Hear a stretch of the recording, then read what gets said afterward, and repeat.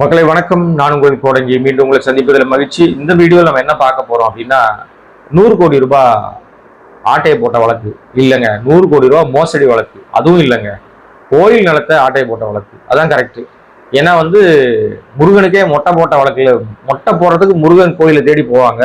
ஆனா இந்த தாவேக அரசாங்கத்துல முருகனுக்கே மொட்டை போட்டு முருகனுக்கே விபூதி அடிச்சு ஒரு மிகப்பெரிய மோசடி வேலை பார்த்துருக்காங்க இல்லையா? அது சம்பந்தமாக நமக்கு ஏற்பட்டிருக்கிற சந்தேகங்கள். ஏன்னா நிறைய விஷயங்கள் ஒவ்வொரு நாளும் புதுசு புதுசா வந்துட்டே இருக்கு. ஈஸியா பட்டவர்த்தனமா கையில இருக்கிற புண்ணுக்கு கண்ணாடி தேவையில்லை. கையில காயமாயிடுச்சுன்னா ஈஸியா பாத்துக்கலாம். இதுக்கு கண்ணாடியை தேடி கண்டுபிடிச்சி முதுகுலியா இருக்கு அழுக்கு, முதுகுலியா இருக்கு காயம், கண்ணு முன்னாடி தெரியுது யார் தவறு செய்திருக்காங்க. ஆனால் அதை வெளிப்படுத்துவதில் தாவேக அரசாங்கம் ஏன் தயங்குகிறது? இதற்கு பின்னணியில யார் அந்த மோசடி நபர்கள்? இதை பத்தி தான் நமக்கு ஏற்படுகிற சந்தேகங்களை பேசுவதற்கான வீடியோ தான். இந்த வீடியோவை சப்ஸ்கிரைப் பண்ணாம பார்த்துட்டு இருக்கிற அன்பு நண்பர்களே நிறைய பேர் பாக்குறீங்க. சப்போர்ட் பண்ணுங்க, சப்ஸ்கிரைப் பண்ணுங்க, உங்களுடைய நண்பர்களுக்கு ஷேர் பண்ணுங்க, உங்களுடைய கருத்துக்களை கமெண்ட்டுகளா சொல்லுங்க.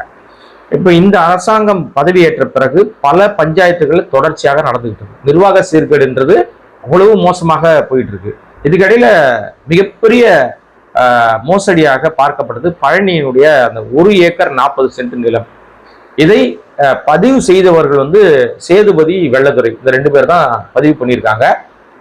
அவர்களுடைய புகைப்படங்களை நீங்க பார்த்திருப்பீங்க, இருந்தாலும் நான் போடுறேன். அவர்களை பார்த்தால் இந்த 2 கோடி ரூபாய் கொடுத்து இந்த இடத்தை வாங்குவதற்கான நபர்களாக நமக்கு தோணல. நம்ம யாரையும் தவறா இடம் போடல, குறைச்சி மதிப்பிடல. ஆனா அவருடைய தோற்றத்தை பார்க்கும்போது நிச்சயமாக இவர்களால் 2 கோடி ரூபாய் கொடுப்பதற்கான சாத்தியம் இல்லைன்னு நம்ம தெளிவா தெரியுது.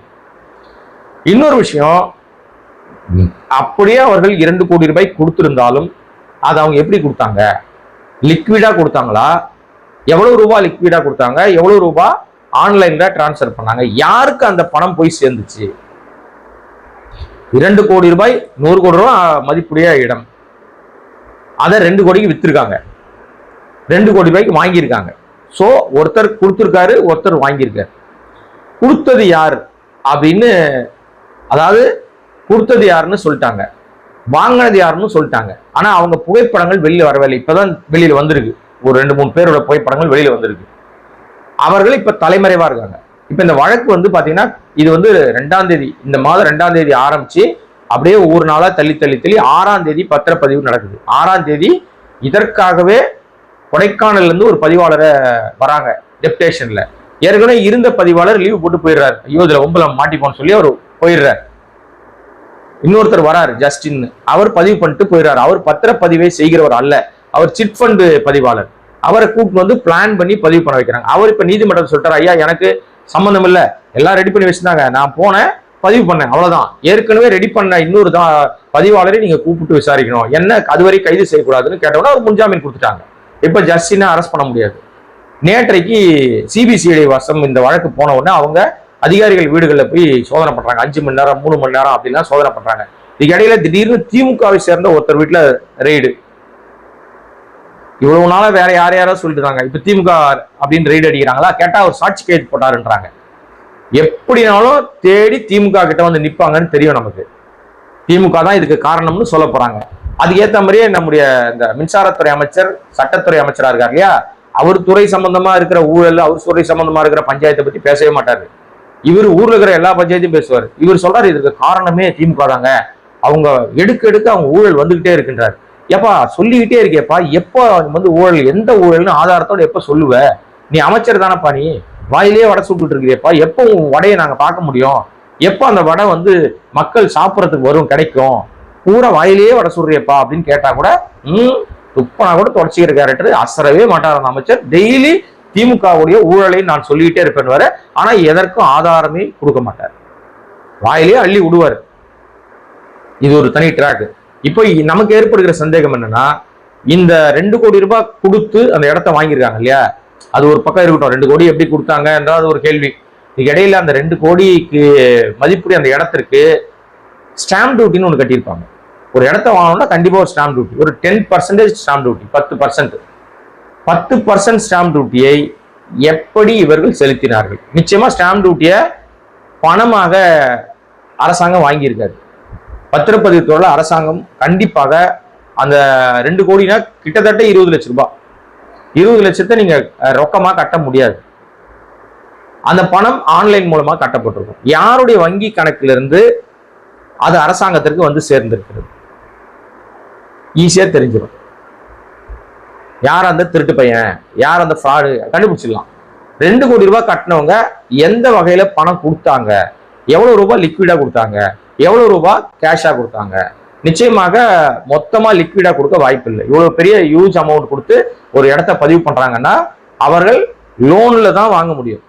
பெரும்பாலும் இடம் வாங்குறவங்க, வாய்த்த கட்டி வாயை கட்டி லோன் வாங்குறவங்க, இடம் வாங்குறவங்க அவங்களுடைய நகையை வித்த ரசீது வச்சிருக்கேன், அவங்களோட கடன் வாங்கினேன், இங்க கடன் வாங்கினேன், அங்க கடன் வாங்கினேன்னு சொல்லுவாங்க. இல்லைன்னா பேங்க் லோன் மூலமாக இடம் வாங்கினேன்னு சொல்லுவாங்க.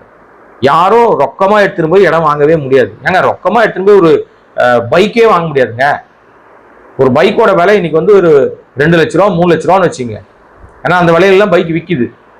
அந்த பைக் நான் 3 லட்சம் வச்சிருக்கேன், எடுத்துட்டு போய் நீங்க வந்து மொத்தமாக ரொக்கமாக கொடுத்து வாங்க முடியாது. வாங்கினா ஐடி கேள்வி கேட்கும். அதை விட இன்னொரு கொடுமை, கார் கோடி கோடியா பணம் வச்சுனா கூட கார் வாங்கினா நீங்க பேங்க் மூலமா தான் கார் வாங்க முடியும். ரொக்கமா எடுத்துட்டு போய் கொடுத்து காசு கார் வாங்க முடியாது. அப்படி இருக்கும்போது பல கோடி ரூபாய் மதிப்புடைய இடத்த 100 கோடி ரூபாய் மதிப்புடைய இடத்த 2 கோடிக்கு வாங்கியிருக்காங்க. யார் வாங்கினாங்கன்னு சொல்லவே மாட்டேன்றாங்க, மூஞ்ச கூட காட்ட மாட்டாங்க. இப்பதான் ஏதோ 2 போட்டோ வந்திருக்கு. அவர்களை பார்த்தால் அவர்கள் பரிதாபத்துக்குரியதாக இருக்காங்க. அவங்களே வந்து அன்னாடம் காட்சி மாதிரி இருக்காங்க. அடுத்த வேலைக்கு அவங்க கிட்ட பணம் இருக்குமான்னு தெரியாத, சாப்பாட்டுக்கு வழி இருக்குமா தெரியாத அளவுக்கு பரிதாபமாக இருக்கிற அவர்களை யாருடைய பினாமிகள்ன்ற கேள்வி வந்து எழும்புது ஆட்டோமேட்டிக்கா.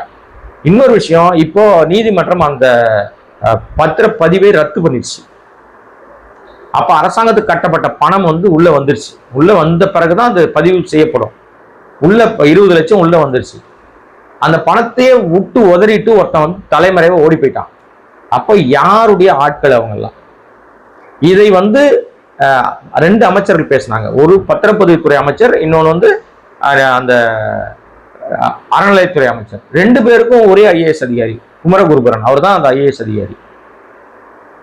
ஒருத்தர் வந்து தவறு நடந்து வச்சுன்னு சொல்றாரு ஒரு அமைச்சர், இன்னொரு அமைச்சர் சொல்றாரு ஏன்னா அந்த அதிகாரி வந்து தெரியாம அந்த விஷயத்த பண்ணிட்டாரு, அவருக்கு தெரியல, இந்த ஆட்சேபனைகள் எல்லாம் இருக்கிற தெரியாம அது வந்து ஆவணங்கள் அடிப்படையில் ஏதோ கோர்ட் ஆர்டர் அது இதுன்னு காமிச்சு அவரை வந்து கன்ஃபியூஸ் பண்ணி அந்த இதை பண்ணிட்டாங்க, அது இப்போ வந்து அது தடுக்கப்பட்டிருக்கு அப்படின்னு ஒரு அமைச்சர் சொல்றாரு. இதுல அறநிலைத்துறை அமைச்சர் வந்து ரொம்ப ஸ்மார்ட்டா வேலை செய்யறதா நினைச்சு நிறைய பேசி மாட்டிக்கிட்டாரு.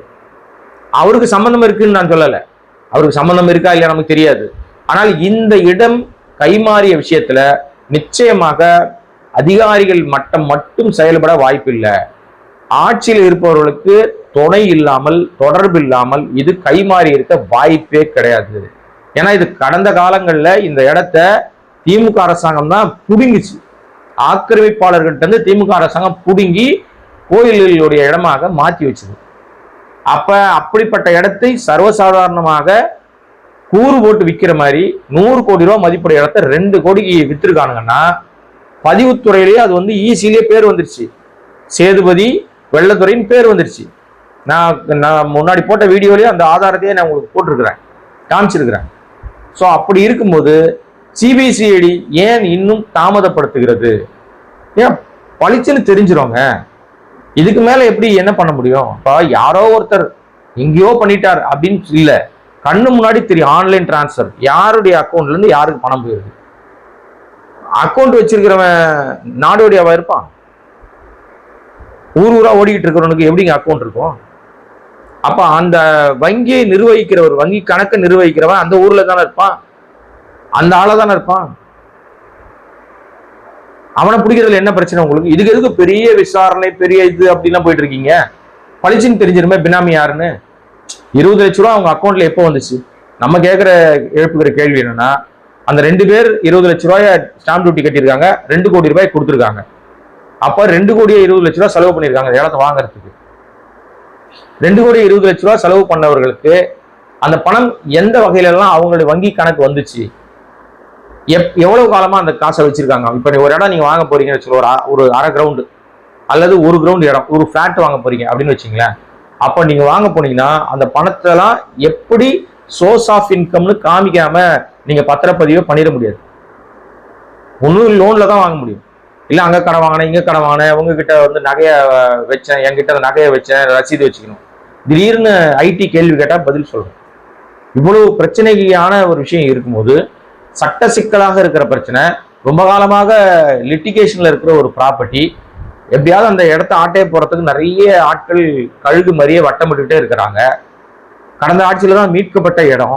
இவ்வளவு பிரச்சனைகளுக்கு மத்தியில இப்படி ஒரு இடத்த சர்வசாதாரணமாக டெப்டேஷன்ல வந்த ஒருத்தர் வந்து மாத்திட்டு போறாருன்னு சொன்னா, இதன் பின்னணியில் இருக்கிற அந்த சூத்திரதாரி யார்? ஏமாத்தினவன் யார்? அந்த மோசடி பேர் வழி யார்? இதை சொல்வதற்கு தாவேகா அரசாங்கம் ஏன் தயங்குகிறது? உண்மையிலே நீங்க நேர்மைப்பா, நான் தாவேகா அரசாங்கம் நேர்மையான அரசாங்கம்னே ஒத்துக்கிறேன்னு வச்சுங்களேன். இப்போ அமைச்சர்கள், நம்ம நண்பர் ரமேஷ் நேர்மையாளர் அமைச்சர், அது மாதிரி அமைச்சர் லோகேஷ் நேர்மையாளர் ஒத்துக்கிறார், ரைட். நீங்க எல்லாம் ரொம்ப தூய சக்தி, ஓகே. தூய சக்தி தான் நீங்க, உங்க ஆட்சி நிர்வாகம் கிட்ட தானே இருக்கு. தப்பு பண்ண கண்டுபிடிச்சிட்டீங்கல்ல, வெளிப்படுத்துவதில் உங்களுக்கு என்ன பிரச்சனை? சிபிசிஐடி என்ன வானத்துல இருந்து குச்சிதா? உங்ககிட்ட இருக்கிறவங்க தானே போன முதல் நாளே கண்டுபிடிச்சிருவாங்களே. ஆவணங்களை திரட்ட வேண்டிய அவசியமே இல்லையே. இவ்வளவு நாளா ஏன் இழுக்கிறீங்க? இது 6ஆம் தேதியில ஆரம்பிச்ச பிரச்சனை நீ கிட்டத்தட்ட 12 நாட்களை தாண்டிடுச்சு. ஊடகங்கள்லாம் பேச ஆரம்பிச்சு, எல்லாரும் பேசினவர் இது வந்து பதிவுத்துறை அலுவலரோடு இந்த பிரச்சனையை முடிச்சிடலான்னு பார்த்தாங்க. இந்த திட்டம் வெளியில தெரிஞ்ச உடனே தவறு நடந்துருச்சுங்க, ஏதோ சின்ன தப்புங்க, தெரியாம கிளரிக்கல் எரருங்க, இது ஒரு நிர்வாக குறைபாடுங்க, இதை பெருசா எடுக்காதீங்க அப்படின்னு சொல்லி தப்பிச்சு காப்பாத்த பார்த்து அயோக்கியத்தனம் தாவேகா அரசாங்கத்தில் நடந்தது. அதை ஒத்துக்கிறீங்களா? எனக்கு எப்படின்னா, நம்ம அமைச்சர் ரமேஷ் வந்து ஒரு கோயிலுக்கு போனார், திருச்செந்தூர் கோயிலுக்கு போனார். போன உடனே அவரு மாஸ்க் மாட்டிக்கிட்டு மாறு வேஷத்துல போனார். மாறு வேஷத்துல போற மாதிரி மாஸ்க் மாட்டிட்டு போனார். அவர் அமைச்சர்னு தெரியல. உண்மையிலே இப்போ இந்த தாவேகா அரசாங்கத்தில் எம்எல்ஏக்கள் யாருன்னு தெரியல, அமைச்சர்கள் யாருன்னு தெரியல. ஒரு 3-4 பேரை தவிர பாக்கி யாருமே தெரியல. அவங்க எல்லாம் ரோட்ல நடந்து போனாங்கன்னா யாருன்னு தெரியாது. அமைச்சர்னு கார்ல போலீஸ் கான்வாயோட போனாதான் ஓ இவங்க ஏதோ பொறுப்புல இருக்காங்க போது நமக்கு தெரியும். அந்த மாதிரி இருக்காங்கன்னு வச்சுங்களேன். அது வந்து மக்கள் அவங்க யாருன்னே தெரியாம விஜய் முகத்தை பார்த்து ஓட்டு போட்டாங்க. ஏதோ நடந்துருச்சு, மால் பிராக்டிஸ், ஒன்றிய அரசாங்கத்தோட சப்போர்ட் என்னமோ நடந்துருச்சுன்னு வச்சுங்களேன். இடையில அவர் போனவுடனே அவர்கிட்டயே வந்து அவர் சமூகத்தை சேர்ந்தவர்களே 4000 ரூபா லஞ்சம் வாங்கிட்டாங்க. 4 பேர் போறீங்களா, ஆளுக்கு 1000 ரூபா தரிசனம் பார்க்கணும்னா 4000 கொடுங்க, ஜிபேல 4000 வாங்கிட்டாங்க. அந்த அங்க வாசல் அந்த நம்ம பாதுகாவலர் இருப்பான், ஒரு 100 ரூபா வாங்கிட்டான், 100-200 ரூபா வாங்கிட்டான். ஆஹா, லஞ்சம் வாங்கி விட்டார்கள், அவர்களை உடனடியாக தள்ளுவண்டியில பண்றியா நீ, அவனை சஸ்பெண்ட் பண்ணு அப்படின்னு சஸ்பெண்ட் பண்ணிட்டாரு. அந்த 4000 ரூபா வாங்கிட்ட மன்னிப்பு கருத்தை எழுதி வாங்கினார். ஏன்னா இவங்க 2 பேருக்கு இடையில ஒரு நூலிலை வித்தியாசம், அவ்வளவுதான். நூலிலை வித்தியாசத்தினால அவங்க மேல எந்த விதமான நடவடிக்கை எடுக்கல. நமக்கு அமைச்சர் ரமேஷ் வந்து அறிமுகமானவராக இருந்தாலும் நண்பராக இருந்தாலும் தப்பு அப்படின்ற விஷயத்துல அவர் இந்த விஷயத்துல எடுத்த நடவடிக்கை நமக்கு உடன்பாடு இல்லை. அப்ப நீங்க உங்க சமூகத்தை சேர்ந்தவர் மேல நேர்மையா வேற மாதிரி ஒரு நடவடிக்கை எடுப்பீங்க. எவனோ ஒருத்தன் 100 ரூபா வாங்கிட்டா வேற சமூகத்தை சேர்ந்தவனா அவனை நீங்க சஸ்பெண்ட் பண்ணீங்க. என்ன மாதிரி நடவடிக்கை இது? ஆக அப்படிப்பட்ட அமைச்சர் இப்ப இந்த விஷயத்துல நேர்மையா காட்ட வேண்டியதானே சார். நீங்க இது உங்க மேல தப்பு இல்லை சார், உங்களுக்கு சம்பந்தம் இல்லை சார், 100 கோடி அளவுக்கு நீங்க வந்து இதுல உள்ள தலையிடவே இல்லை சார். நீங்க யார் சார் பத்திரம் பதிவு பண்ணது? யார் சார் அவர்கள்? அந்த ஆட்களை வெளிப்படுத்துங்க. திமுகவை சேர்ந்தவர்கள் நீங்க சொல்லணும்னு நினைச்சாலும் திமுகவை சேர்ந்தவங்க சொல்லுங்க, கொண்டு வாங்க. அவங்க கிட்ட இருந்து ஆதார் பாருங்க, இந்த அக்கௌண்ட்ல இருந்து 1 கோடி ரூபாய் இந்த அக்கௌண்ட்ல இருந்து டிரான்ஸ்பர் ஆயிருக்கு, 50 லட்சம் ரூபாய் இந்த அக்கௌண்ட்ல இருந்து போயிருக்கு, இது தாண்டி மீதி காசை அவங்க கையில கேஷா கொடுத்துருக்காங்க, அந்த கேஷா கொடுத்தது அவாலா பணம், அதற்கு இதெல்லாம் காரணம், இவங்கெல்லாம் காரணம், காட்டுங்க, ஏதோ ஒன்று காட்டுங்க. இல்ல அந்த 20 லட்சம் ஸ்டாம்ப் டியூட்டி கட்டின ஆட்கள் 20 லட்சத்துக்கு இவங்க சோர்ஸ் ஆஃப் இதெல்லாம் எடுத்திருக்காங்க, இந்த அக்கௌண்ட்ல இருந்து போயிருக்கு, இவர்கள் காலங்காலமாக உழைச்சி இவங்க வருமானத்தை சேர்த்து இந்த பணத்தை வாங்கியிருக்காங்க, இந்த இடத்தை வாங்கியிருக்காங்க, சொல்லுங்க. இதை கவனிக்காமல் ஊடகங்கள் விட்டிருந்தால் அந்த சேதுபதியும் வெள்ளத்துறையும் என்பவர்கள் அடுத்த மாதமே அடுத்த வாரமே இன்னும் ஒரு 10 நாட்களுக்குள்ளாக வேறொரு நபருக்கு அந்த இடத்த மிகப்பெரிய விலைக்கு மாற்றி விட்டிருப்பார்கள். நீ கொடுத்ததா சொல்லு, நான் வாங்கினதா சொல்றேன்னு சொல்லிட்டு பினாமிகளாக மாறி போயிருப்பார்கள். வேறு யாருக்கோ அது வந்து மாற்றப்பட்டிருக்கும். அந்த இடம் என்பது கபலீகரம் செய்யப்பட்டிருக்கும். இந்த விஷயத்துல தாவேகா அரசாங்கம் மிக நேர்மையாக இல்லை என்பது பட்டவர்த்தனமா வெளிச்சமா தெரிஞ்சா கூட எங்க அப்பா குதிர்கோள் இல்லைன்னு இவர்களே வந்து மாட்டிக்கிட்டு முழிச்சிட்டு இருக்கிறாங்க. சிபிசிஐடி விசாரணை எந்த அளவுக்கு நேர்மையாக நடக்குது அப்படின்றது அவருடைய விசாரணை முடிவுல தான் நமக்கு தெரிய வரும். நம்ம இப்ப எதையும் தீர்மானிக்கிற இடத்துல நம்ம இல்லை. ஆனா இவர்கள் தூய சக்தின்னு சொல்வதற்கான தகுதியை இழந்து விட்டார்கள். இந்த ஊழல்ல மட்டும் இவங்க மாட்டல, வக்கீல் ஊழலையும் மாட்டிருக்காங்க. 3 லட்சத்துல 30 லட்சம் புகார் சொன்ன அந்த ஞான சௌந்தரிய கட்சியை விட்டு அடிப்படை உறுப்பினர் நீக்கிட்டாங்க. அந்த அம்மா என்ன நீக்கிறதுக்கு உங்களுக்கு அதிகாரம் கிடையாதுன்னு சொல்லுது.